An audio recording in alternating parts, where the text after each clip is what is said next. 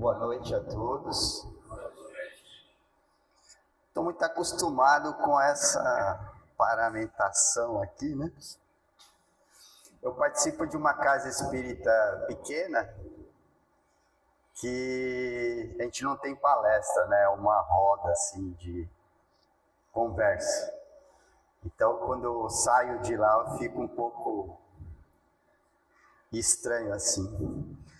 Bom, o dia de hoje é muito especial para os espíritas que conhecem um pouco da história do espiritismo, porque em 31 de março de 1869, aquele educador francês que compilou as mensagens espirituais que estavam espalhadas pelo mundo inteiro, voltou ao mundo espiritual, né? Allan Kardec desencarna no dia de hoje.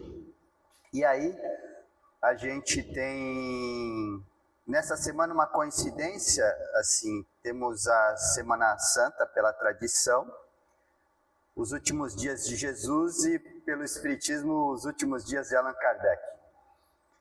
E aí o discípulo fiel, né, esse professor francês, discípulo fiel de Jesus, vai buscar nos ensinos de Jesus toda a parte moral que os espíritos expuseram, para que os espíritas denominados a partir dele, porque ele cria até a palavra espiritismo, não existia, os espíritas passam a ser chamados assim a partir de 1857, na França.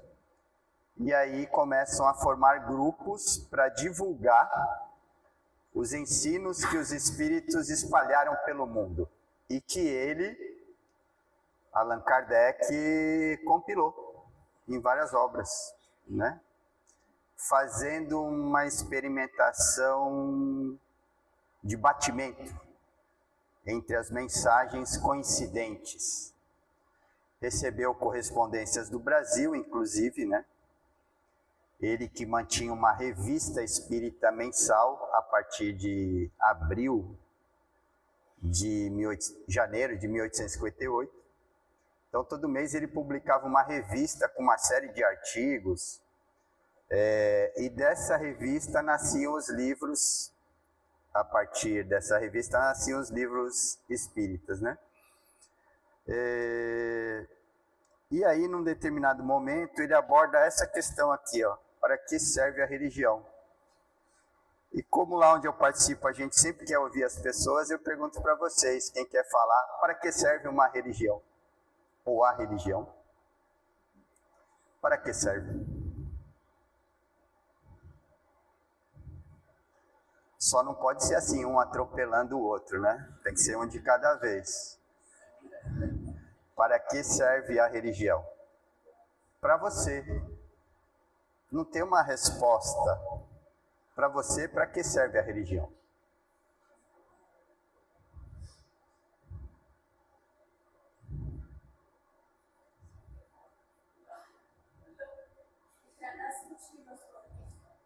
Para dar sentido às coisas. É a partir da religião que a pessoa tem contato e as coisas vão tomando um sentido. Ok. Quem mais?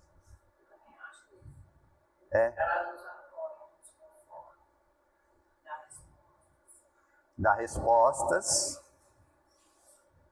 apoia e conforta. Para a senhora é isso. Nas suas palavras, um resumo, né? Quem mais? Se conectar com Deus.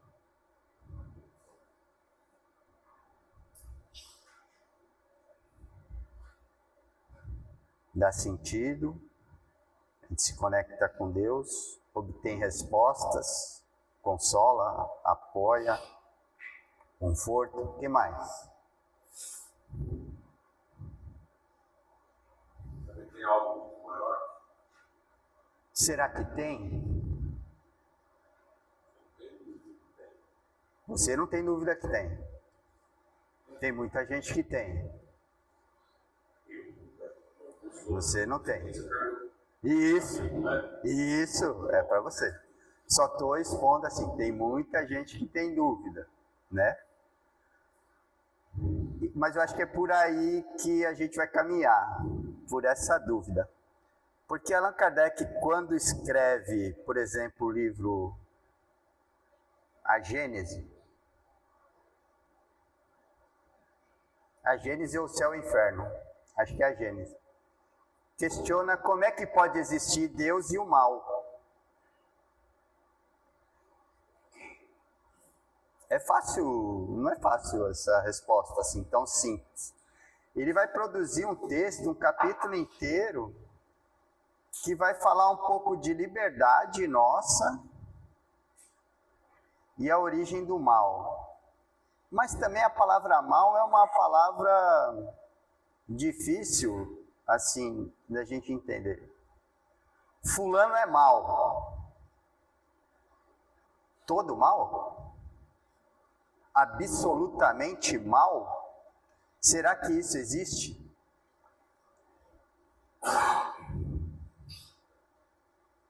Essa questão coloca uma dúvida entre uma divindade e tudo o que acontece no mundo. Pô, mas se existe essa divindade, como é que acontece tantas coisas nesse mundo aí? Enquanto a gente está aqui minimamente sossegado, tem irmãos nossos do outro lado que as bombas estão destruindo, né? Tudo. Como é que funciona isso, né? Aí, no outro extremo, entre essa dúvida, tem um outro extremo que são as pessoas que tudo é a vontade de Deus. Então, se tem a guerra, é a vontade de Deus. Se fulano nasceu, é a vontade de Deus. Se fulano morreu, é a vontade de Deus. Se o sujeito foi eliminado no Big Brother, é a vontade de Deus. Se ele não saiu no paredão, Deus é bom o tempo todo. Até o dia que ele sair. E esse dia vai chegar, né? E aí tem que ser bom para dizer isso no dia que as coisas não vão bem, né? É a contradição humana. Aí eu queria trazer ideias para vocês, já que nós não temos uma resposta certa, que cada um precisa responder a si mesmo, a própria vida e a própria existência, né? No Evangelho segundo o Espiritismo, não é para vocês lerem, né? Aqui não é oftalmologista, sair preocupado, quem está sentado aí, não enxerguei nada, não é para isso. É mais para não distorcer as palavras, mais para isso, tá? No Evangelho segundo o Espiritismo, quando Allan Kardec vai explorar a questão da prece, ele cita uma passagem de Jesus, anotada por Marcos, que é a seguinte: seja o que for que peçais na prece, crede que o obtereis, e concedido vos será o que pedirdes. Aí ele vai expor ali que há pessoas que dizem assim: tudo já está definido pela vontade de Deus e Deus sabe de tudo. Para que a gente vai fazer oração? Ele sabe de tudo, para que você vai pedir, né? E aí, por onde Kardec vai caminhar com os espíritos? É assim: exatamente a gente pode comprovar que existem leis universais. Então joga a pedra para cima, existe uma força da natureza que puxa ela para o eixo da Terra, né? É uma lei. Mas daí a crer-se que todas as circunstâncias da vida estão submetidas à fatalidade, vai grande distância. Se assim fosse, nada mais seria o homem do que instrumento passivo, sem livre-arbítrio e sem iniciativa.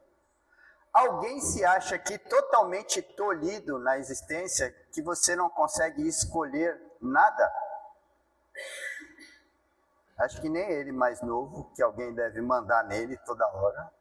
Alguma coisa ele escolhe. Escondido, sei lá, que for. Como a gente fazia, ele deve fazer também, que ele é igual a gente, né? Espírito encarnado na Terra. Só não sei onde você estava há 30 anos atrás, quando o pessoal fundou aqui esse grupo. Eu estava na diretoria do Ismênia, o Antônio, o seu Afonso, a Lúcia, usavam a sala, o salão, né, da Escola Ordem e Progresso, para fazer as primeiras reuniões. De lá foram constituídos aqui o grupo, né? 95, 94, por aí. 95 fundou, acho, né? 30 anos. Ó, sem livre-arbítrio e sem iniciativa. Nessa hipótese, escreve Kardec, só caberia a nós curvarmos a cabeça. Sequer a gente poderia tentar desviar o raio, porque o raio ia cair, ia matar quem tivesse que matar. Até que um sujeito chamado Benjamin Franklin, a gente estudou na escola, né? Fez uma experiência e é atribuído ele, um francês também participou do negócio, da invenção do para-raio. Curioso de Benjamin Franklin, no túmulo dele na Filadélfia, ele que foi um cara de muitas frentes, né, ganhou muito dinheiro na imprensa, olha o que ele escreveu no epitáfio, né? Não é a música do Titãs, não, é o do Benjamin Franklin. Aqui repousa, entregue aos vermes, o corpo de Benjamin Franklin, impressor, como a capa de um livro velho, cujas folhas foram arrancadas e cujo título e duração se apagaram. Mas nem por isso a obra ficará perdida, pois, como acredito, reaparecerá em nova e melhor edição, revista e corrigida pelo autor. Quando você lê isso, você acha que ele acreditava em quê? Ele era reencarnacionista. Esse cara, esse gênio, né? Tá lá, até hoje, para a gente ler. E ele foi um cara assim, que falou, pô, o raio vem do céu. Os homens primitivos cultuavam o raio. O Thor, o deus trovão da literatura nórdica, né? Havia uma cultura. O Benjamin falou assim, não, mas esse trem mata muita gente. Eu vou discordar aqui de quem manda o raio, né? Eu vou fazer um acordo com Deus. Um raio eu não vou conseguir pegar, outros eu vou dar um jeito. E hoje, graças a Deus, a esse espírito e a outros, a gente tem a possibilidade de escapar algumas vezes do raio. Olha, Deus não nos outorgou a razão e a inteligência para que Ele as deixasse sem serventia. O espírito, que somos nós. A vontade para não querer atividade, a atividade para ficar inativo. Sendo livre o homem de agir num sentido ou noutro, seus atos lhe acarretam e aos demais consequências subordinadas ao que ele faz ou não.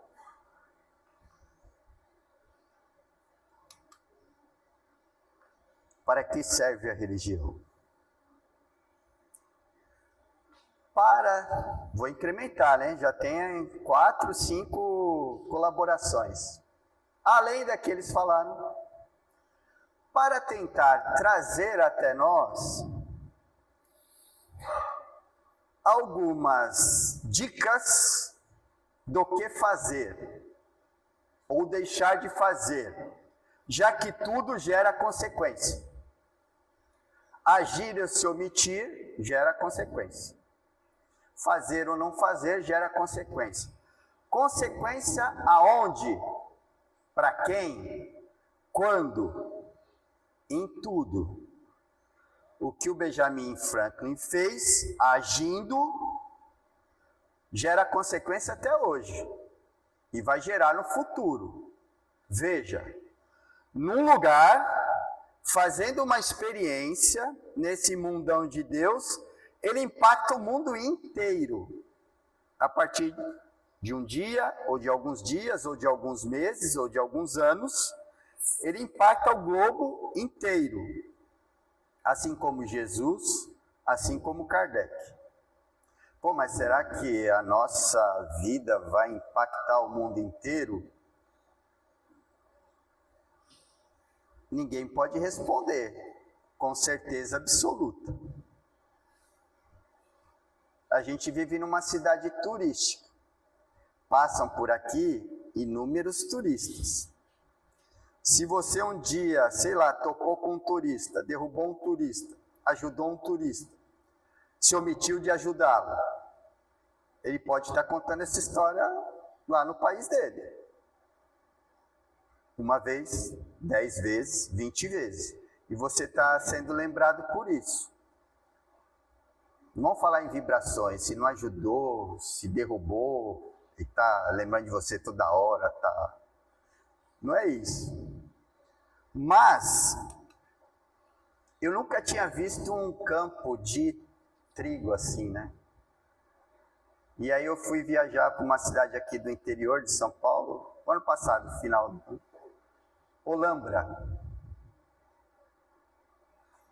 que foi fundada por holandeses. E aí lá que eu vi um trigal assim, né? Pela primeira vez. Lia tanto no Evangelho, nunca tinha visto assim, né? A gente come tanto pão, né? Pois é, eu passei a vida inteira comendo pão, sem conhecer o trigo.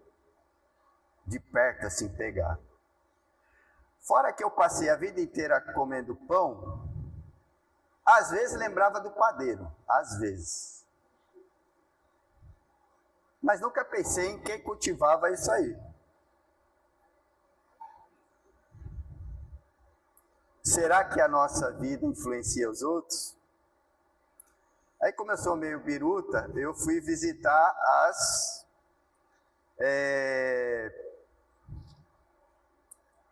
onde cultiva a planta, assim, tem umas... estufas, isso. E aí eu lembrei dessa frase assim de Paulo. Porque nenhum de nós vive para si. Eu cheguei lá, entrei, as mulheres estavam lá cuidando das estufas. E eu pensei nessa frase de Paulo assim, ninguém vive para si. E era de Gérbera, né? Não era essa aqui não.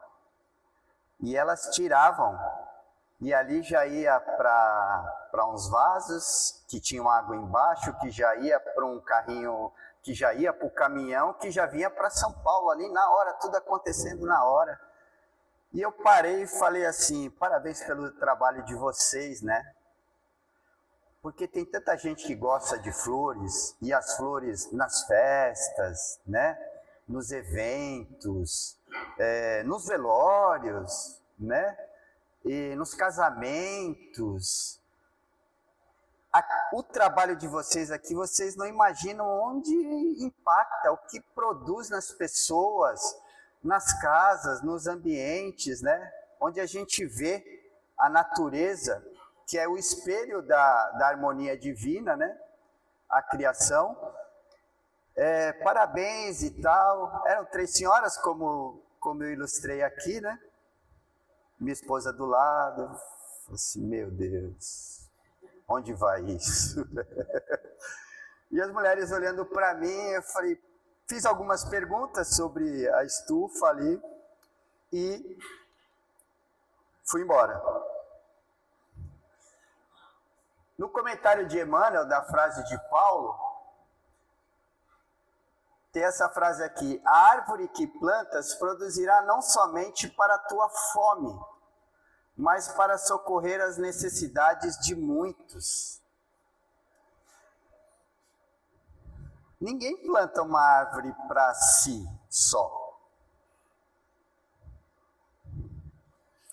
Tem árvores que, se você plantar, você nunca vai comer daqueles frutos.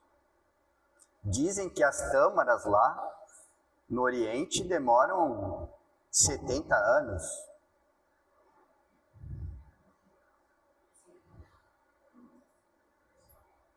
Cara, dependendo de que idade você, só na próxima encarnação, né? Aí pede para reencarnar lá e você vai comer do fruto da árvore.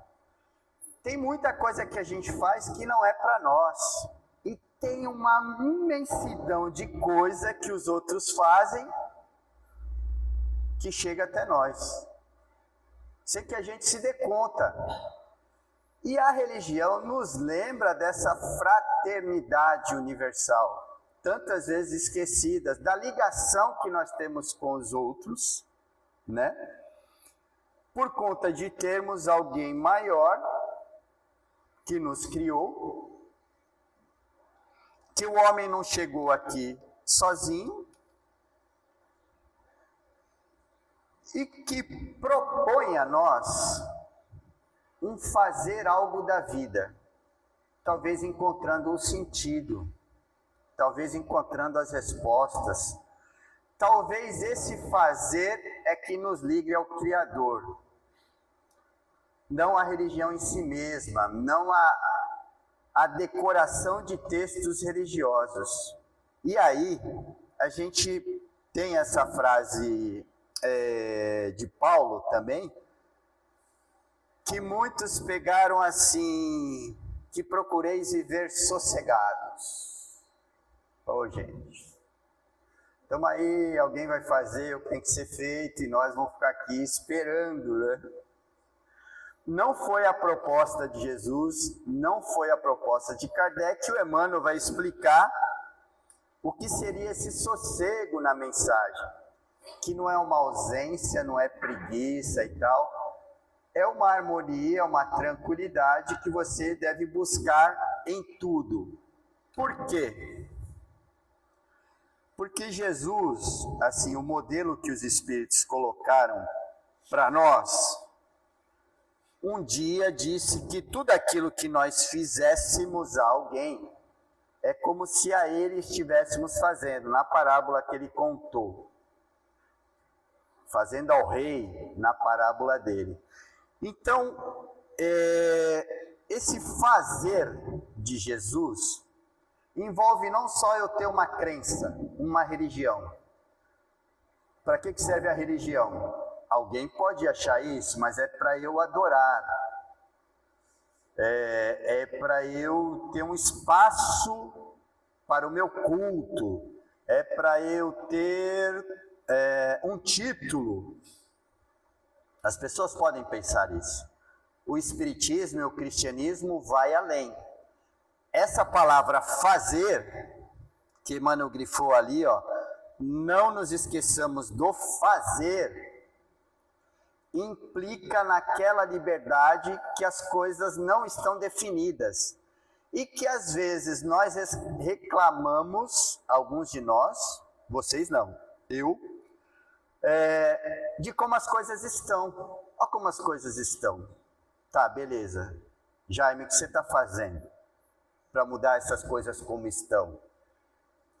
Esse fazer é uma implicação que Jesus coloca no cerne assim da religião. Meu pai trabalha até hoje e eu trabalho também. Pô, mas Paulo falou para eu ficar sossegado, estou querendo aposentadoria. Espiritual não tem. Aí, como o mundo material espelha o espiritual, parece que na Terra não vai ter também, né? Com as reformas e tal. Não vamos desfalecer.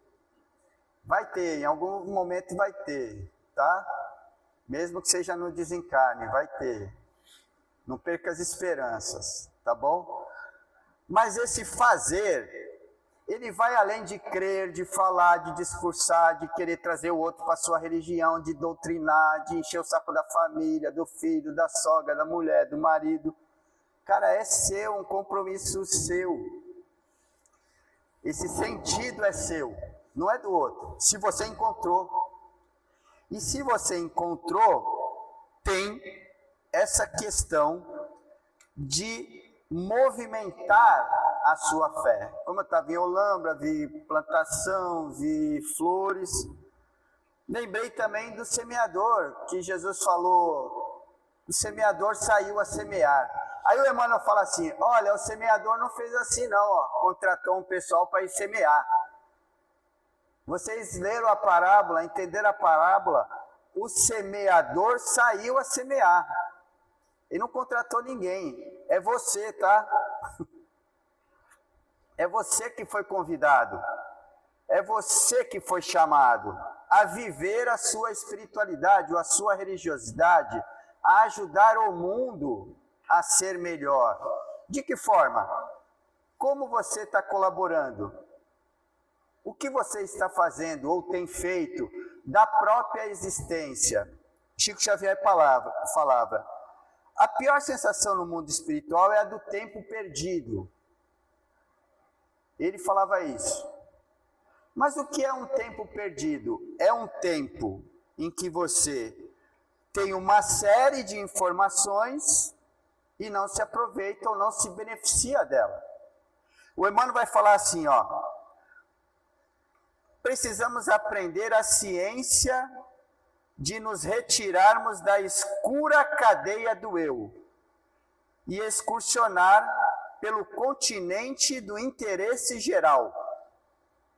Saio de mim e vou para o continente do interesse geral.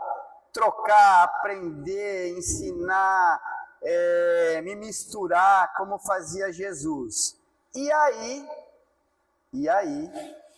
talvez as coisas que eu buscasse na religião de forma estudiosa, que é muito válida, eu consiga penetrar com mais facilidade na experiência, na vivência.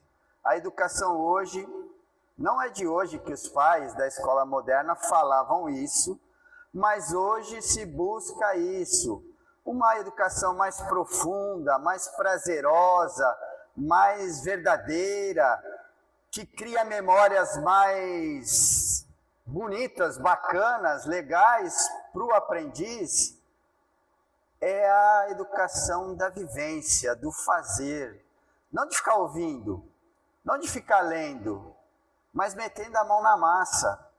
Isso Jesus ensinou. 20 séculos a gente veio tentando aprender, lógico que a gente teve mestres, educadores durante vários momentos da humanidade que tentaram propor isso, mas até hoje a gente tem dificuldade na nossa educação formal.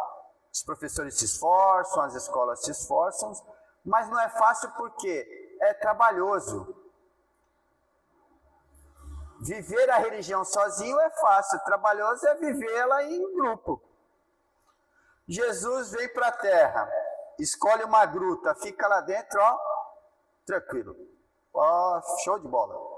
Está lá na gruta, ninguém chega, ninguém enche o saco, ninguém joga pedra, não fica discutindo, perguntando, putz. Não, mas ele vai para o meio do povo. E essa experiência marca a consciência, a nossa consciência. Então eu me misturo a ponto de, às vezes, ter ideias absurdas. Conta-se que um padre, do lado da igreja dele, no interior, tinha um campo. E ali naquele campo ele foi tirando, cultivando. Não sei se alguém aqui é oriundo, né, de terra, de cultivo e tal. E foi lá, e capinando e tal, e ajeitando, até que um dia ele monta algo parecido com isso aí. Aí vai passando um gaiato perto da igreja e fala assim, né? Puxa, como Deus é bom. Só faltou ele falar, Deus é bom o tempo todo, né?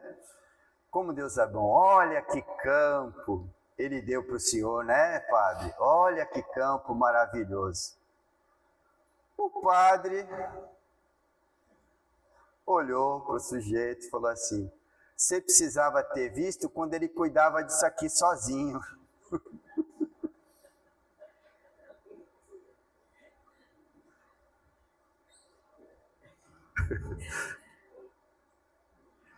E a gente é assim, né? Deus cuida, deixa a vida me levar. É bom para samba, pagode e tal, mas faz isso na sua vida. Deixa a vida me levar. A gente não vai ter controle sobre tudo, isso é certo. Não teremos. Não caia nessa neura. Mas deixa a vida me levar. Deus cuida, Deus que sabe, Deus faz o melhor. E você? Eu estou aqui esperando, né? Deus sabe, Deus cuida. A religião serve para colocar uma responsabilidade no espírito. Para nós, espírito. Na linguagem de André Luiz, né, um dos espíritos que escreveram por Chico Xavier, a religião nos ensina que nós somos herdeiros de nós mesmos. E começa a falar de escolha de provas, onde você nasce, em que circunstâncias. Lembra que Allan Kardec falou, acreditar que tudo está determinado é uma tolice. Mas o contexto, aquilo que nos envolve, o espírito é herdeiro de si mesmo. O que você vem fazendo ao longo da sua jornada espiritual vai refletindo sempre, sempre, sempre. Emmanuel tem outra frase que é muito boa. A aranha vive no âmbito da sua teia, que ela teceu. A gente olha para a nossa vida, pô, como é que tá e tal. Não foi o outro lá, o outro interfere, é verdade. Tem aranha, teceu a teia, alguém vai lá, corta e tal. Tem uma interferência. Mas a gente tem a responsabilidade, tem o livre-arbítrio. A gente pode desviar o raio. E às vezes a gente acha que não. Ou pelo menos tentar desviar, né? Eu conheci uma senhora, curiosamente ela disse que conhece a Neuza. Eu conheci uma senhora que ela me contou certa vez que ela, menina, aqui em Santos, isso aqui é uma escola de Santos, fica na ponta da praia. Ela estudava lá, nessa escola, chamada Lourdes Ortiz. Alguém estudou lá? Você estudou lá? Reconheceu? Eu estudei lá também. Essa senhora me contou que ela era menina e ela era filha de uma lavadeira que morava no final do Canal 6, perto do cais, que não tinha cais naquela época, né? Chamavam de prainha. Lá era uma praia também, quando a maré descia, enchia e tal, era uma praia, final do Canal 6. E aí, a mãe lavava a roupa e punha a roupa para quarar. Você sabe o que é quarar roupa? Ele não. Você sabe o que é quarar roupa? Nem ela sabe. Tem que ter o corte da idade para saber o que é quarar roupa, né? Assim, ó, tentei ilustrar aqui. Tá vendo a roupa aqui, ó? Lavar roupa branca, aí põe assim na... né? A grama aqui. Tem muita gente que quarou roupa aqui, vamos deixar para lá, né? Deixar para lá. Então a roupa era lavada, essa senhora lavava. Lavava o quê? Roupa da construção civil. Na mesma Ricardo Pinto, quando você vai para a praia, tem um prédio antigo. Não sei se é Copacabana, tem um nome. É branco ele, bem antigo, pintado de branco. Praia com a Ricardo Pinto. Copacabana? É isso? Aquele prédio estava sendo construído. Essa senhora lavava roupa e a filha dela, essa senhora que me contou a história, levava as roupas que a mãe lavava na cabeça para o pessoal da obra. E aí os funcionários da obra pegavam a roupa suja, davam para essa menina, 8 anos mais ou menos, ela punha a roupa na cabeça e levava para a mãe lavar, e assim fazia.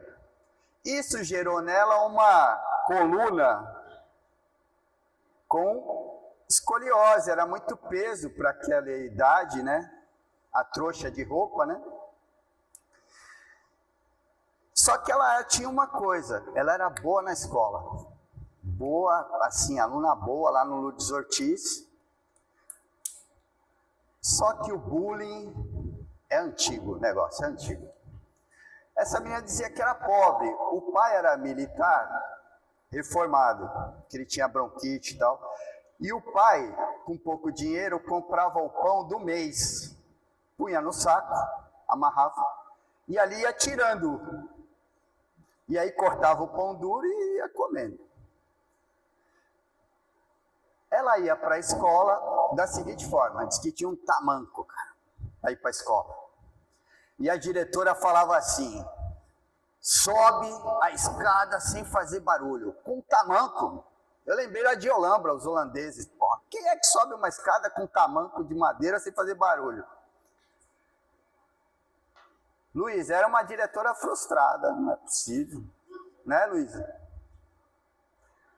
Aí, desce, sobe de novo, desce, sobe de novo. Década de 40, as diretoras melhoraram bastante hoje. Bom, tinha uma colega de classe que falava assim, quando via ela, falava assim, lá vem a filha da lavadeira, olha a filha da lavadeira, lá vem a filha da lavadeira. E ela o que fazia? Para o tamanco durar mais tempo, que a família não tinha dinheiro, ela enfaixava o pé esquerdo e usava o tamanco direito. Ia para a escola. Na semana seguinte fazia o contrário, machucava o outro pé. Enfaixava o direito, ia com o esquerdo, e aí o tamanco durava o dobro, né? Só que a menina, a filha da lavadeira, essa senhora que era uma santa, que me contou essa história, pura, falou assim, é hoje. Não estou incentivando essas coisas na escola não, né? Mas as duas saíram do Lourdes Ortiz e foram em direção ao Canal 6. Aí a menina falou, hoje você vai ver, quem é a filha da lavadeira? Grudou a outra pelo cabelo e caiu para dentro do canal as duas, com uniforme, mas só as duas, era uma coisa... Só que em frente à casa do diretor, o diretor morava ali no Canal 6, saiu para ver a confusão, chegou lá, grampeou as duas, chamou as mães. Aí lá foi a lavadeira, chamada na escola por causa da filha, ouviu todo aquele sermão, aí falou assim, filha, eu sei que você deve ficar triste, é a pessoa que ia apanhar, mas quando chegou em casa, falou, filha, você deve ficar triste, assim, mas não faça mais isso, porque gera confusão, não é briga, essas coisas não é boa. Passado pouco tempo, a lavadeira é chamada de novo na escola.